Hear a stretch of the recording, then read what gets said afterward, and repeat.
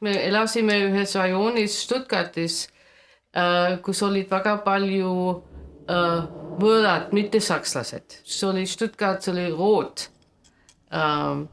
üks väike linnaosa ja seal olid väga palju põgenikud, õieti seal olid igasugused, enamasti kõik Ida-Euroopa, poolased, poolakad, leedulased, lätlased, venelased, ukrainlased, ükskõik, neil olid kõik seal ungalased, väga palju. Nii et ma kasvasin õieti rohkem ühes ühiskonnas, kus palju sakslasi ei olnudki. Aga koolis, kui ma koolis käisin, seal oli küllaltki palju sakslasi, sest need tulid ka teisest kohast sinna kooli, nii et ja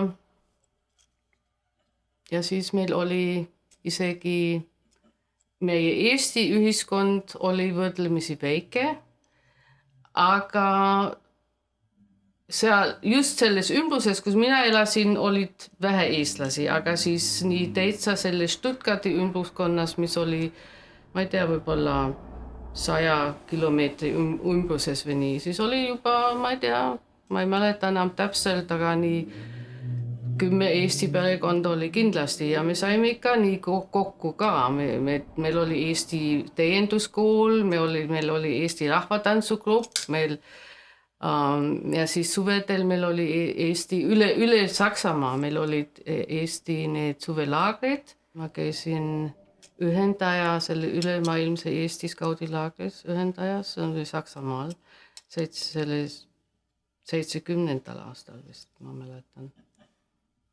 Ja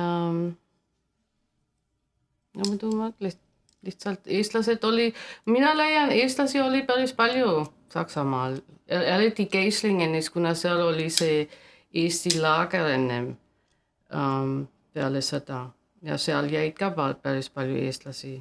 Mul oli väga hea sõbranna, oli lätlanna, õieti tema oli minuga koolis koos ja keskkoolis ja me olime nii enamasti head sõbrannad, aga ja siis õieti mul oli hiljem oli mul üks Läti sõber, boyfriend, me teised rääkisime enamasti, me saime vähemalt eesti keelest aru, me kodus palju eesti keelt ei rääkinud, aga me saime eesti keelest alati aru, kuna vanemad rääkisid eesti keelt. Kui sa Saksamaal koolis käid, siis sa õpid saksa keelt ja siis see eesti keel ei olnud enam nii huvitav, ma ei tea, või lihtsalt oli liiga raske, ma ei tea õieti miks. Lihtsalt vanemad ei pannud rõhu selle peale, et me räägime eesti keelt. Ja siis mu noorem vend õieti, kuna tema oli raske kuulmisega, siis oli see, et paistab, et need õpetajad, koolis õpetajad ütlesid, et see on liiga raske tema jaoks, et kahe keelega üles kasvatada, et te peate temaga saksa keelt rääkima ja nii edasi. Nii et selles mõttes tema selle Eesti poolest üldse sai alada, ta üldse ei tundnud ennast, et ta oleks eestlane. Ma hakkasin esimene kord, kui ma läksin, ma olin vist esimene kord, kui ma Rootsi tohtisin minna, siis ma olin 10.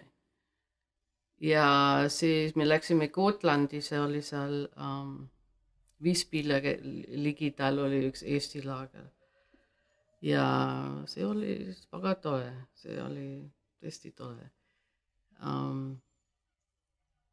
Meil oli iga päev pidime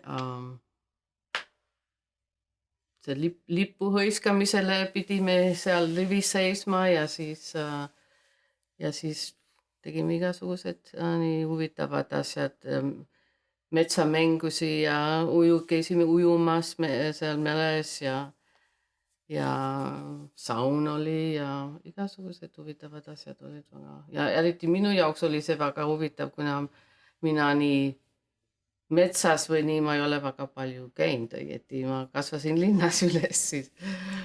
Ma ütlen, et oligi natukene ikka tuli see eesti keel siis ka sinna juurde, et kui sa tahtsid kellegiga rääkida, kes saksa keelt ei osanud, siis muidugi sa pidid eesti keeles. Aga selle aja peale oli siis juba see eesti keel oli nii vilets, et seal väga palju ei tulnudki. Me õppisime eesti keelt selles mõttes ka, et meil olid siis koolitunnid ka vahepeal.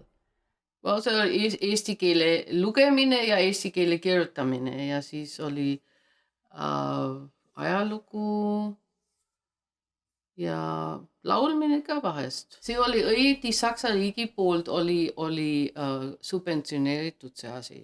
Saksamaal tegi seda, et nemad subventsioneerisid ma usun, et enamasti kõik need välismaalased, kes Saksamaale tulid ja tahtsid oma kultuuri edasi pidada ja nii, et see on, mis nad tegid. Ma ei tea täpselt, mis see põhjus on, aga see oli väga, väga hea meile, et nad teda tegid.